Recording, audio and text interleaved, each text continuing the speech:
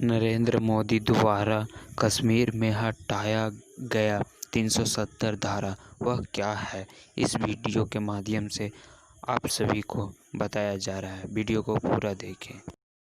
धारा 370 क्या है ये जानने के लिए 42 साल पीछे जाना होगा बेटा। अंग्रेजों ने टू नेशन थियरी के तहत हिंदुस्तान के दो टुकड़े कर दिए, एक हिंदुस्तान और पाकिस्तान। पाकिस्तान की बहुत इच्छा थी कि जम्मू कश्मीर का विलीनीकरण पाकिस्तान में हो जाए और राजा हरि सिंह चाहते थे कि कश्मीर एक स्वतंत्र देश रहे। वो न हिंदुस्तान में विलीन होना चाहते थे न पाकिस्तान में, और तब पाकिस्तान ने खूनी खेल खेला। अक्टूबर 1947 में पठानी कबायलियों को जम्मू कश्मीर के खिलाफ उकसाया, कश्मीरी पंडितों का कत्लेआम करवाया। ऐसे हालात देखकर राजा हरि सिंह ने घबराकर नेहरू जी से कहा, कृपा करके आप कश्मीर को बचा लीजिए। मैं ऐसे हालात में चाहता हूं कि कश्मीर का विलीनीकरण भारत में ही हो जाए, सेना भेजिए। लेकिन जब तक भारतीय सेना कश्मीर पहुंची बहुत देर हो चुकी थी। न जाने कितने कश्मीरी पंडितों का कत्लेआम हो चुका था।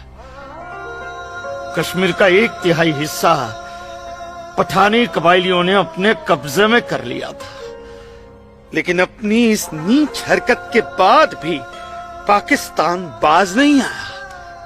पठानी कबायलियों और भारतीय सेना के बीच युद्ध जारी रखा पाकिस्तान ने। संयुक्त राष्ट्र सुरक्षा परिषद के 3 सदस्य आयोग की रिपोर्ट पर 13 अगस्त 1948 को पठानी कबायलियों और भारतीय सेना के बीच युद्ध विराम घोषित हुआ और यह तय किया गया कि कश्मीर समस्या का हल जनमत के आधार पर ही होगा। सितंबर 1951 में मताधिकार के बाद एक बार फिर जम्मू कश्मीर के भारत में विलय की पुष्टि की गई, मगर इसी दौरान शेख अब्दुल्ला ने अपने हाथों से धारा 370 का ड्राफ्ट तैयार किया और नेहरू जी को सौंपा।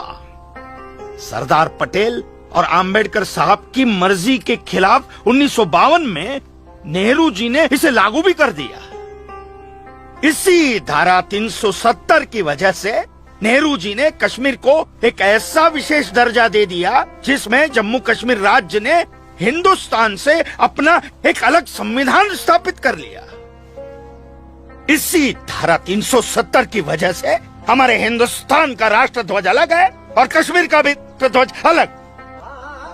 इसी धारा 370 की वजह से कश्मीर की कोई भी महिला यदि भारत के किसी भी अन्य राज्य के नागरिक के साथ शादी करती है तो उस महिला की नागरिकता समाप्त हो जाती है। लेकिन यदि वो महिला अगर किसी पाकिस्तानी नागरिक के साथ शादी करती है तो पाकिस्तानी नागरिक कश्मीर का नागरिक हो जाता है, हिंदुस्तान का नागरिक हो जाता है। इसी धारा 370 की वजह से भारत के किसी भी अन्य राज्य का नागरिक जम्मू कश्मीर में जमीन खरीद नहीं सकता, व्यापार नहीं कर सकता। लेकिन जम्मू कश्मीर का नागरिक भारत के किसी भी अन्य राज्य में जाकर अपना व्यापार कर सकता है, जमीन खरीद सकता है, कुछ भी कर सकता है। अरे ये बिग लैंड एबोलिशन है, क्या है पता है? यदि जम्मू कश्मीर का कोई भी मुसलमान जमीन ठेके पर लेकर खेती करता है तो कश्मीर की सरकार उस हिंदू को बिना मुआवजा दिए वो जमीन जबरन उस मुसलमान को दे सकती है। ये है बिग लैंड एबोलिशन एक्ट, ये है धारा 370 35 से, और इसी का नतीजा है ये गिरधारी जी का फैसला। और सिर्फ यही नहीं, ये जो सरकार की ऋण निरस्तीकरण योजना है ना, इसके अंतर्गत उन सारे मुसलमानों का कर्जा माफ कर दिया जाएगा जो उन्होंने हिंदुओं से लिया। बताइए। सरकारी नौकरियों में